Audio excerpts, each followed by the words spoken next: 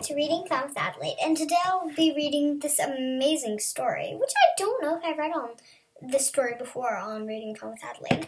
It's called The Giant Hug, and the story is about a pig wanting to send something to her grandma or grandpa, and she wants to send a giant hug with it. So everyone has to hug each other, and then finally the mailman hugs them. By Sandra Horing, illustrated by Valerie Gadrusta. Let's read. The Giant Hug. Granny Lewis. So it's probably for her grandma. What do you want to send Granny for her birthday? Owen's mother asked. A giant hug. A giant hug, Owen replied.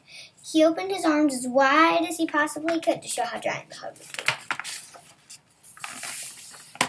Do you want to draw the picture of you hugging Granny? His mother asked. No, Owen said. I want to send a real hug. I'll give the mailman a hug and ask him to send it to Granny. They gathered their letters and walked to the post office in town. Soon they got to the front of the line, and Mr. Nevin called out, Next! I want to mail a hug to my Granny. Will you please send it? Owen asked in his most polite voice. Well, we don't normally send hugs, but I suppose we could give it a try, Mr. Nevin said. Owen's mother wrote down Granny's address down for Mr. Nevin. Never did that before. Owen walked behind the counter. He opened his arms as wide as he possibly could and gave Mr. Nevin a giant hug. Please make the hug just as giant when you pass it to the mailman, Owen said. I won't see the mailman who delivers it to you, Granny. I give the mail to Mr. Porter, who sorts it and puts it on the truck to the big city. After that, it's on a plane and flown across the country, Mr. Nevin said. Well, you will have to hug Miss Porter then, Owen said, as Mr. Nevin carried the mail to Miss Porter. Mr. Nevin looked down awkwardly at Miss Porter as he handed her the mail and the address of Owen's Granny. He blushed and mumbled, here's the hug.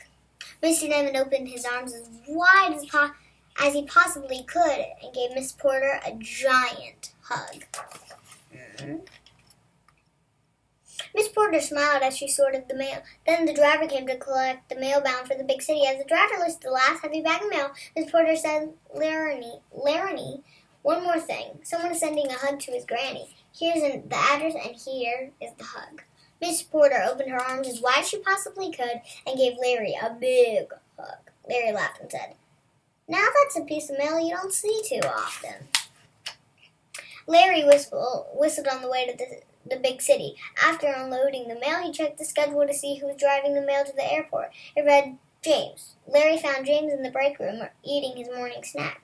Hi, James. I know this seems a little odd, but a hug is being sent through the mail to someone's Granny, and this is her address, Larry said. Larry opened his arms as wide as he possibly could and gave James a giant hug. James cringed. He was not the hugging type, but he would do his job. Later that afternoon, James arrived at the airport. He asked the mail handler when the mail was being loaded into the plane. That mail was taken to the plane a few minutes ago, the mail handler said. James rushed to the plane where Captain Johnson was getting ready to board. Captain, a kid is sending a hug through the mail to his Granny. Here's the address and here's the hug, James said with a grimace. James opened his arms as wide as he possibly could and gave Captain Johnson a giant hug. Now, wasn't that a grand way to start the day? Captain Johnson bellowed. When the plane landed, Captain Johnson walked to the airport post office. He saw Amanda standing next to the mail truck, looking sad. Hello, are you driving the truck to the city? Captain Johnson asked. Amanda nodded glumly. A big hug is sent through the mail, Captain Johnson announced. Captain Johnson opened his arms as wide as he possibly could and gave Amanda a giant hug. Amanda brightened and said, Thank you. She bobbed her head to the music as she drove. After unloading the mail, Amanda went to find Chad, the driver taking the mail to Granny's house. Chad, a big hug is getting sent through the mail. Here's the address and, here's the hug, Amanda said as her face turned red. Amanda opened her arms as wide as she possibly could and gave Chad a giant hug. Chad chuckled and said, "Finally, do you want to go dancing tonight?" "I'd love to," Amanda exclaimed. Chad kicked up his heels and hopped in his truck. Early the next morning, Chad drove to Granny's town.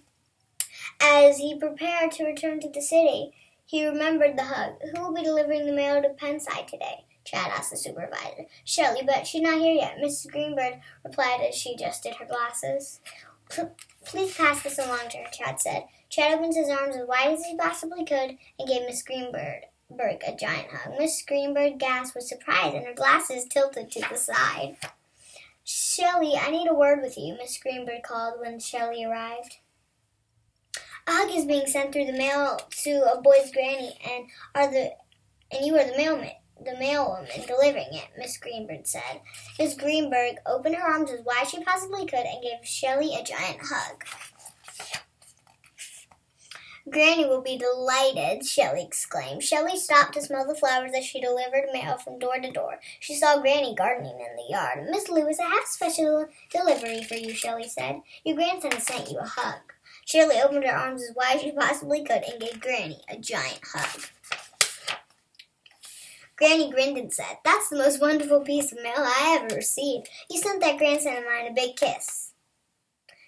Granny puckered up her lips and gave Shelley a big, wet kiss on the cheek. And there it is. So I hope you enjoyed the giant hug. And if you have those stories, please read along.